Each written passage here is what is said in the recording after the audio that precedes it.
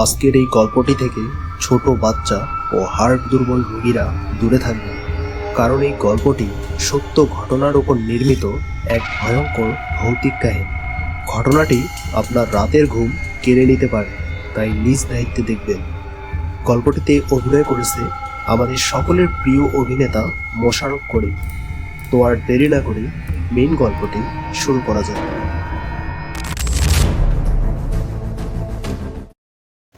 গল্পের শুরুতেই আমরা একটি অ্যাম্বুলেন্সকে রাস্তা দিয়ে যেতে দেখি। অ্যাম্বুলেন্সটি ব্রেক করার পর তার ড্রাইভার একজনকে জিজ্ঞেস করে, মাহিন ভাইকে দেখছস? লোকটি বলে, ওই দিকে বসে আছে। তখন আমরা দেখতে পাই মোশাররফ করিম একটি টং দোকানের সামনে বসে চা রুটি খাচ্ছিল। গল্পে তার নাম মাহিন। সে পেশায় একজন অ্যাম্বুলেন্স ড্রাইভার। সেখানে আসা অন্য ড্রাইভারটি মাহিনকে বলে, ভাই, একটা ট্রিপ পেয়েছি, লাশ নিয়ে বগুড়া যাইতে হবে। কিন্তু রাতে সে লাশ নিয়ে ঘুরতে অনেক ভয় পায়। তাই সে বলে, ভাই, তোমারই যেতে হবে, তোমার নাম্বারটা তাদের দিয়ে দিছি। ড্রাইভারটি আরো বলে, লাশ নিয়ে ঘুরতে তোমার ভয় লাগে না ভাই? তখন মোশাররফ করিম একটা সুন্দর ডায়লগ দেয়, মরাকে ভয় পেয়ে লাভ আছে, ভয় পাই জীবিত মানুষকে। তখন মাহিনের ফোনে কল আসে সেই লাশটিকে নিয়ে যাওয়ার জন্য। যখন মাহিন সেখান থেকে উঠে যাবে, তখন তার প্যান্ট বেঞ্চে থাকা পেরেকে আটকে যায়। আর এটা দেখে সেই ড্রাইভারটি বলে, বাধা পড়লো ভাই, একটু দেরি করে যান। মাহিন বলে, ধর, এইসব ফালতু কথা। লাশ তোলার আগে মাহিন লাশটা চেক করে, কিন্তু সে কফিনের কাপড় খুলতেই অনেক ভয় পেয়ে যায়, কারণ লাশটা ছিল অনেক বীভৎস। মাহিন ভয়ে ভয়ে মৃত ব্যক্তিটির বাবার দিকে তাকায়। তখন তার বাবা বলে, আমার ছেলেটা গলায় ফাঁস দিয়ে আত্মহত্যা করেছে। তাকে কবর দিয়েছিলাম, কিন্তু পারিবারিক ও আইনি জটিলতার কারণে আবার কবর থেকে তুলে পোস্টমর্টম করতে এনেছি। তখন মাহিন বলে, কয়দিনের পুরনো লাশ? একজন বলে, 20 দিনের পুরান। এরপর মাহিন কিছু একটা চিন্তা করে তার হেল্পারকে বলে, কফিনে পেরেক মার। কফিনে পেরেক মারা শেষ করে তারা লাশ নিয়ে বেরিয়ে পড়ে। অ্যাম্বুলেন্সে লাশের সাথে তার বাবা ও ভাতিজা ছিল। মাহিনের হেল্পার আবার ভূতের ভয় পায়। সে বলে, ওস্তাদ, রেডিওটা একটু ছাড়ি। তখন মাহিন বলে, 12টার পর সব ভূতের অনুষ্ঠান হয়। হেল্পার তবুও বলে, ওস্তাদ, একটু ছাড়ি না, খবর শুনবো। মাহিন বলে, আচ্ছা ঠিক আছে, কর। রেডিও চালু করার পর শোনা যায় সেই ঐতিহাসিক অনুষ্ঠান ভূত.com। রেডিওতে বলছে, আপনারা শুনছেন ভূত.com। আমি রাসেল আছি আপনাদের সাথে। আমি সব সময় ভালো থাকি আর সব সময় ভালোর দলে। এই বলে একটা ভৌতিক লাশের গল্প বলা শুরু করে। একটু শোনার পরেই মাহিনের হেল্পার অনেক ভয় পেয়ে যায় আর বলে, ওস্তাদ, অনুষ্ঠানটা বন্ধ করে দেন, আর শুনবো না। কিছুক্ষণ পর মাহিনের ফোন বেজে ওঠে। তার স্ত্রী ফোন দিয়েছে। মাহিন বলে, আমি লাশ নিয়ে বগুড়া যাচ্ছি, ফিরতে সকাল হইব। আচ্ছা, আমার বাবু কি করে? তার স্ত্রী বলে, সে তো ঘুমাইছে, আর তুমিও সাবধানে যাইও। এত রাতে কাক ডাকতেছে, আমার বিষয়টা ভালো লাগতেছে না। তখন মাহিন বলে, আরে এগুলো কুসংস্কার, তুমি ঘুমিয়ে পড়ো। এই পেশা নিয়ে মাহিন খুব আফসোস করে তার হেল্পারকে বলে, বিয়ে করলে এই লাইন ছাইরা দিস। ছেলেটি বলে, কেন ওস্তাদ? তখন মাহিন বলে, আমি যখন বাসায় থাকি তখন আমার ছেলে থাকে স্কুলে, আর ছেলে যখন বাসায় থাকে তখন আমি থাকি রাস্তায়। ছেলেকে কখনো নিজের মতো করে সময় দিতে পারি না। শুনশান নিস্তব্ধ রাতে তাদের গাড়ি ছাড়া রাস্তায় আর কোনো গাড়ি নেই। এরপর কিছুটা এগোতেই হঠাৎ করে গাড়ির ছাদে ভারী কোনো বস্তু আছড়ে পড়ে। এত জোরালো শব্দ শুনে সবাই অনেক ভয় পেয়ে যায়। আর মৃত ব্যক্তির বাপ ভাই আতঙ্ক নিয়ে বলতে থাকে, উপর থেকে কি পড়লো? মাহিন বলে, তেমন কিছু না, গাছের কোনো শুকনা ডাল হইব মনে হয়। কিন্তু তারা বলে, শব্দ শুনে তো মনে হইল 20-30 কেজি ওজনের কিছু একটা পড়লো। এরপর মাহিন কিছুটা এগিয়ে গাড়ি ব্রেক দেয়।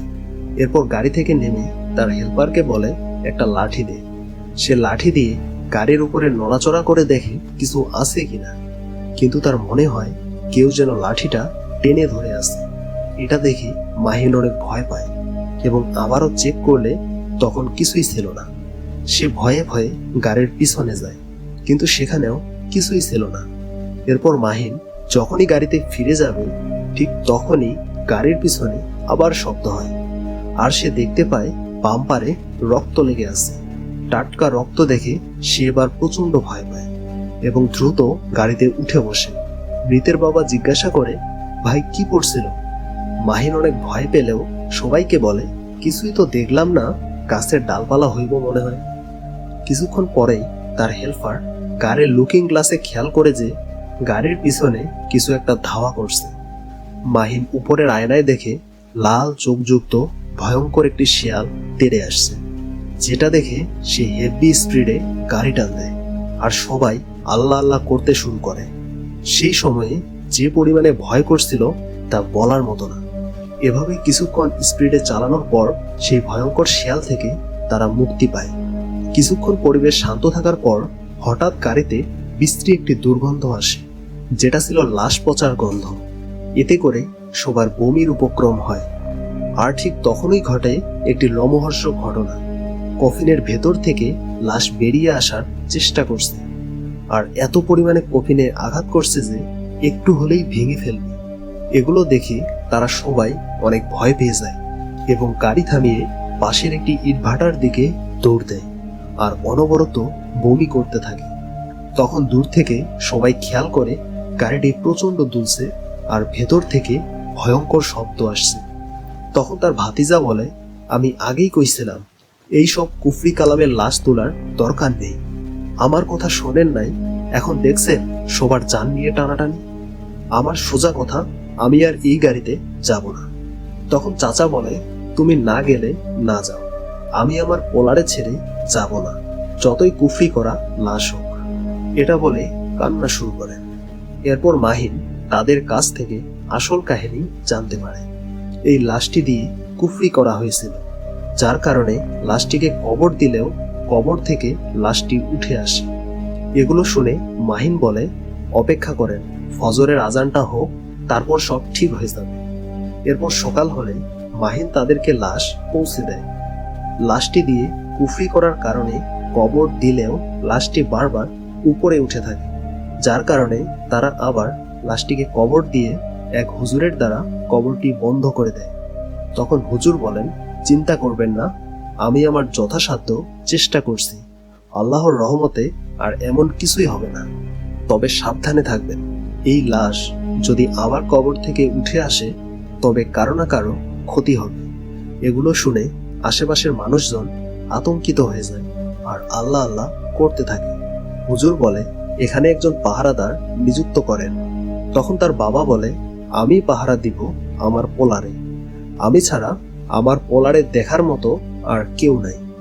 এভাবেই 3 মাস চলে যায় আর আমরা দেখতে পাই মাহিন অ্যাম্বুলেন্স নিয়ে যাচ্ছে এবং সে বলতে থাকে, আমি জিন ভূতে তেমন বিশ্বাস করতাম না, কিন্তু সেই রাতে আমার সাথে যা হয়েছে তার কোনো ব্যাখ্যা আমার কাছে নেই। সেই ঘটনার পর বেশ কিছুদিন ধরে আমি গাড়ি চালাইনি, তবে জীবিকার তাগিদে আবার গাড়ি চালানো শুরু করি। কিছুক্ষণ পর মাহিন তার হেল্পারকে বলে, কি সেন্ট মারছিস, পচা পচা গন্ধ আসে। হেল্পার বলে, কই ওস্তাদ, আমি তো কোনো সেন্ট দেই নেই। ঠিক তখনই মাহিনের চোখ যায় পেছনের গাড়িতে রাখা কফিনে। তার মানে তারা আজকে রাতেও একটি লাশ নিয়ে যাচ্ছে। একটু পরেই দেখা যায় সেই কফিন থেকে একটি কালো হাত বেরিয়ে আসছে, আর এখানেই গল্পটি শেষ হয়ে যায়।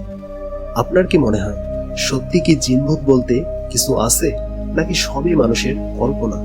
কমেন্টে আপনার মতামত জানান। তো আজকে এই পর্যন্তই। গল্পটি ভালো লাগলে ভিডিওতে একটা লাইক দিন, আর এইরকম মুভি এক্সপ্লেইন ভিডিও পেতে চ্যানেলটি সাবস্ক্রাইব করে পাশে থাকার অনুরোধ রইল। তো ভালো থাকবেন আর বেশি বেশি মুভি দেখবেন। ধন্যবাদ।